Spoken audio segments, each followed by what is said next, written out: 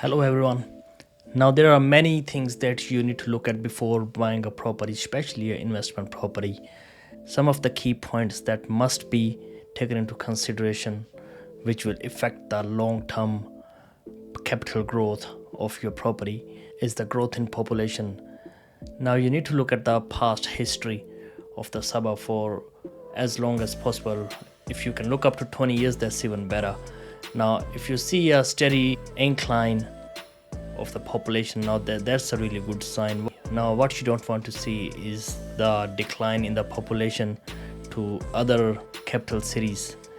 Now, Perth and Brisbane has been the highest, especially Brisbane has been the highest, has seen the biggest growth in population, and Perth is the second largest over the next in the past 2 or 3 years.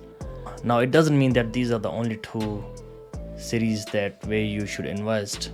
Sydney and Melbourne are always usually the best, but these days Perth is outperforming everything, and Brisbane is very similar as well. So always look for the growth in population. Now the second one, you should look at the growth in income. Now with growth in income, that would normally affect the way people live. The education system gets better, the crime gets low because of the education system. And over the time of last 15 to 20 years, you should see the growth, the income growth up to 20 to 25% at least. That's a really good sign for the growth of that suburb. And then next you should focus on the growth of the jobs. See how many jobs are being created over there. What's the unemployment rate?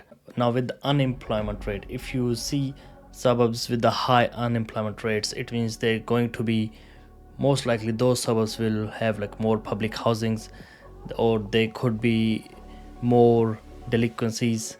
And then what links to the jobs growth is decline in crime. Now every suburb has a good area and a bad area. You want to avoid the bad neighborhood, so which means that most of the suburbs have like the micro markets within them. So if you look at the good areas and try to buy your house next to it or very close to it and avoid the bad suburbs, then that would give you long capital growth and good rental value over the long period of time. Now, what's the easiest way to make sure everything is covered off? If you are serious about making some capital gains, you should definitely consider talking to a buyer's agent, trying to get some more information.